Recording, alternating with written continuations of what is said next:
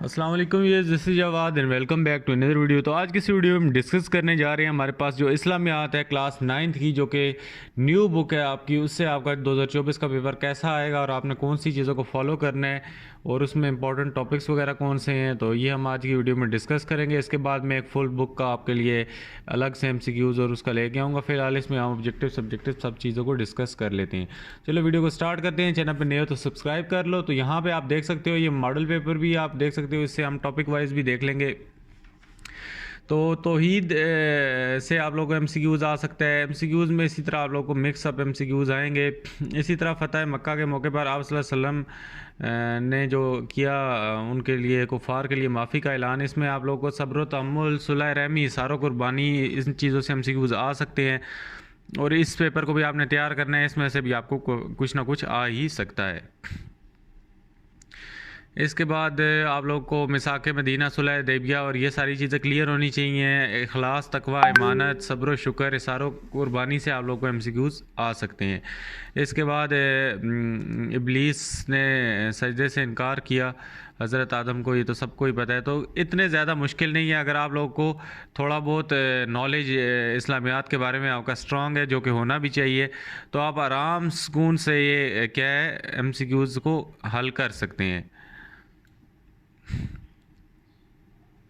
ग़ज़वा या अज़ाब के मौके पर ख़ुद इत्मादी और ख़ुद इन्हिसारी की बेहतरीन मिसाल क्या है। तो ये सारी चीज़ें अगर आप लोगों को हल्का फुल्का भी सीरियस आपने लिया हो तो आप इनको कर सकते हो। नीचे इनके जवाबात लिखे हुए हैं, जो बच्चे सोल्यूशन करते हैं सारे जवाबात इनके नीचे लिखे हैं। यहाँ से इसको देख के पहले ख़ुद कोशिश करो, हल कर लो, अपने दिमाग पर ज़ोर डालो सोल्यूशन देखने के बगैर। तो हम चलते हैं जी अपने सब्जेक्टिव पेपर की तरफ। तो यहाँ पे भी बिल्कुल आप लोग को सारे सवालात हल करने हैं। सिर्फ आप लोग को अंदर चॉइस दे दी गई है, जिसमें आप लोग का पहला क्वेश्चन जिस तरह उसने कहा है कि कुरान मजीद की हर किस्म की तहरीफ से पाक होने की दो दलीलें तहरीर करें। तो इसमें आप लोग कोई भी कुरानी आयत या हदीस कोट कर सकते हो, आप लोग की बुक में भी मौजूद होगी। ऐद रिसालत में हिफाजत कुरान, अगेन पुरानी बुक से भी याद किया होगा, ये बहुत ज़्यादा इंपॉर्टेंट टॉपिक है, आपने इसको कभी नहीं छोड़ना। इसके बाद आप सल्लल्लाहु अलैहि वसल्लम की हदीस जो है उन पर अमल करने के फ़वाइद आप लोग अपने पास से भी लिख सकते हो कि क्या फ़ायदे हो सकते हैं। अकीदा तौहीद के अमली ज़िंदगी पर दो असरात, याद करने की ज़रूरत ही नहीं है, क्या असरात होते हैं आप लिख सकते हो। नमाज बुराई से कैसे महफूज रखती है, ये भी आप लोग लिख सकते हो, इसमें कोई रट्टा लगाने वाली बात नहीं है। फ़तह मक्का में जो अफ़ो दरगुज़र के वाक़यात थे उनको मद्देनज़र रखते हुए अपनी ज़िंदगी में माफ़ करने की सिफ़्त को कैसे अपना सकते हैं, ये भी आप अपने पास से लिख सकते हो। कितने आसान पेपर हैं। इसमें जो बुक चेंज होके आ गई है, इसमें कोई हर्डल नहीं है। आप लोगों को बिल्कुल ईजी और कॉन्सेप्चुअल चीज़ें आएंगी जो पे बेसिक मोरालिटी पे डिपेंड करती हैं, आप उनको खुद से लिख सकते हो। इसी तरह रोज़मर्रा में शुक्र कनात अख्तियार करने के फ़ायदे अगेन आप लोग देख सकते हो। बददियानती और धोखाधड़ी के नुकसान ये आप लोग खुद से लिख सकते हो सारा। तो इतना आसान पेपर भी कुछ हो सकता है। इसके बाद ये दो तीन जो हैं हज़रत अबू मूसा रज़ी अल्लाह ताला अन्हु की सीरत किरदार के नुमायाँ पहलू, ये चलो आपको देखने पड़ेंगे। उसके बाद हमारे पास जो तफसीली हैं, इसमें ख़त्म नबूवत वाला अगेन वेरी वेरी इंपॉर्टेंट है, पुरानी बुक हो नई बुक हो जो मर्ज़ी बुक हो। इसके बाद हसद के असबाब, तो ये भी आप अपने पास से भी इसमें चीज़ें ऐड करके लिख सकते हो, रट्टा इसको लगाने की ज़रूरत नहीं है। इसी तरह कुरान और सुन्नत को मद्देनज़र रखते हुए इनफरादी और इज्तमाही और ख़ुद एतमादी और ख़ुद इन्हिसारी का जज्बा कैसे पैदा किया जा सकता है, तो इसमें भी आप को ना भी अगर उस वक्त आ रहा हो तो काफ़ी ज़्यादा इसमें कंटेंट आप अपने पास से लिख सकते हो। कुरान और सुन्नत की रोशनी में हमसायों के हकूक़, ये तो पता होने चाहिए सबको। इसके बाद जो हिस्सा है चारों में, इसमें आप लोग को कुरानी आयात की तर्जुमा दिया गया है ऑलरेडी। तर्जुमा याद करने की आपको कोई ज़रूरत नहीं है, सिर्फ उसमें से क्वेश्चन है। जिस तरह मैं आप लोग को ये सॉल्व करने का तरीका भी थोड़ा बता देता हूँ। यहाँ पे जिस तरह क्वेश्चन है कि इन आयात में किन बातों का हुक्म दिया गया है, ये दिया गया है कि नमाज कायम करो। उसके बाद रोज़ा, हम तुमसे रोज़ी के ख्वास्तगार नहीं बल्कि तुम्हें हम रोज़ी देते हैं। नेक अंजाम अहले तकवा का है, इसमें हमें नमाज कायम करने का हुक्म दिया गया है। उसके बाद रोज़ी के मतलब अल्लाह ताला कह रहे हैं कि हम तुमसे रोज़ी के ख्वास्तगार नहीं बल्कि हम आपको रोज़ी देते हैं। इसके बाद परहेज़गारी का क्या इनाम है।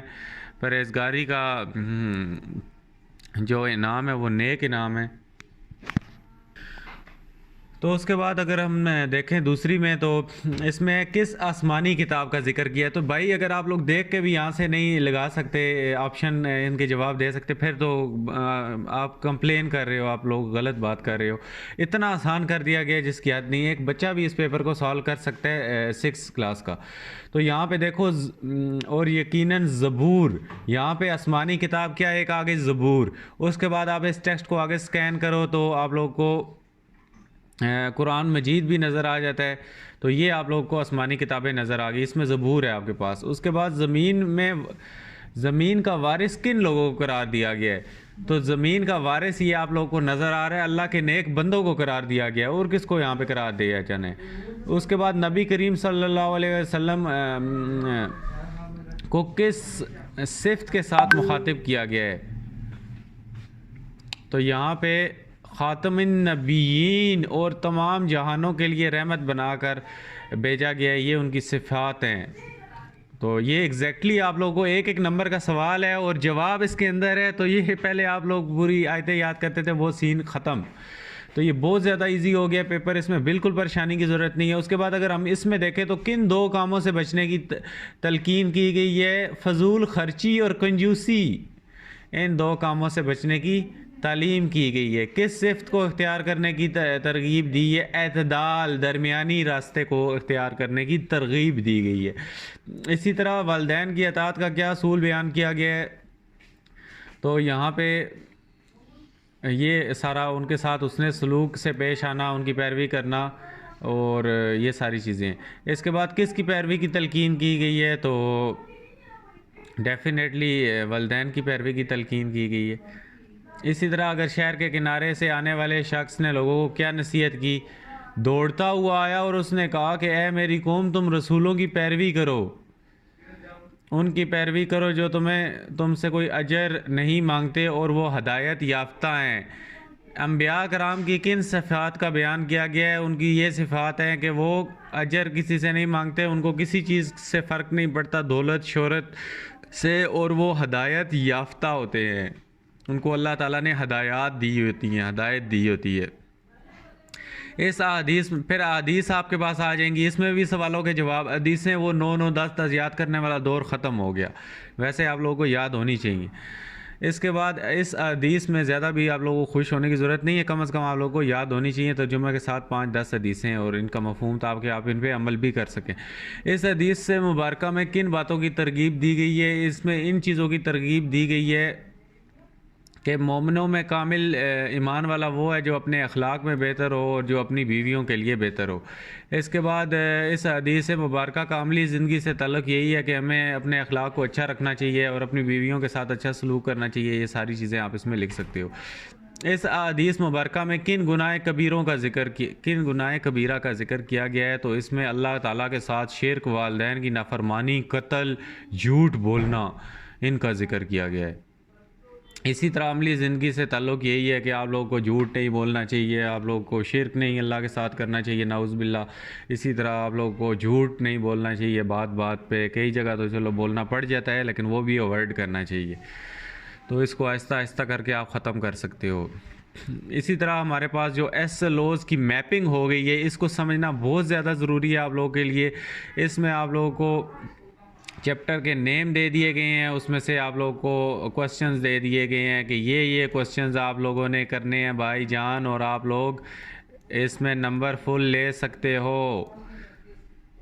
ये आपको नज़र आ रहे हैं, ये क्वेश्चन मैंने हाईलाइट करता जा रहा हूँ। अब इनको पढ़ने का टाइम नहीं है, आप लोग ख़ुद पढ़ सकते हो इसको। फजूल में वीडियो लंबी हो जाती है, मुझे कोई वॉच टाइम इन चीज़ों से कोई कंसर्न नहीं है। मुझे ये है कि आप लोगों के सामने जो चीज़ें रख दी हैं आप उनको समझ लो। और ये क्वेश्चन आप लोगों को या करके उन लोगों ने ये ऊपर MCQs के उन्होंने टॉपिक्स दे दिए थे। ये अब ये हमारे पास शॉर्ट क्वेश्चंस आ गए हैं, ये देखो ऊपर शॉर्ट क्वेश्चन लिखा हुआ है और ये हाईलाइट मैं कर रहा हूँ। ये सारे शॉर्ट क्वेश्चन कम अज़ कम आप लोगों को लाजमी आने चाहिए, इंपॉर्टेंट शॉर्ट क्वेश्चन है। तो इन पे मैं मॉडल पेपर से एक वीडियो भी बना दूंगा, लेकिन यहाँ से मैं आप लोगों को दिखा रहा हूँ, इसको डाउनलोड कर लो या यहाँ से ही देख के इन क्वेश्चंस को कम अज़ कम इसकी तैयारी कर लो अगर आप लोगों ने फुल मार्क्स लेने हैं इस 2024 के पेपर में, क्योंकि यहाँ से ही तकरीबन ज़्यादा पेपर बनने वाला है, बल्कि बन चुका ही है अब तक। मज़ीद अगर आएँ तो आपको चैप्टर वाइज उसने बता दिया है कि इधर कौन कौन से बाब से कितना परसेंट पेपर आ जाएगा, तो इसको भी आपने देख लेना है। और ये जो 20-20% वाले ये 25% वाले ये हैं, इनको आपने पहले तैयार कर लेना है, या सीक्वेंस वाइज करते हो आपकी अपनी मर्ज़ी है। तो ये अगेन उसने टेबल ऑफ स्पेसिफिकेशन भी दे दिया है, यूनिट्स टोटल मार्क्स 29 इस चैप्टर से आएंगे। इसको पहले चैप्टर को लाजमी कर लो, फिर दूसरे को, फिर इसको, चौथे को, उसके बाद फिर सातवें को, तो एग्जैक्टली आप लोगों की तैयारी तगड़ी हो जाएगी। तो मिलता हूँ किसी और वीडियो में। अपना बहुत सा ख्याल रखना। ये सारे टेबल तैयारी करने की सारे तरीके मैंने आप लोगों को इस वीडियो में बता दिए हैं। उम्मीद है वीडियो अच्छी लगी होगी। मिलता हूँ किसी और वीडियो में। अपना बहुत सा ख्याल रखिएगा। अल्लाह हाफिज़, टेक केयर।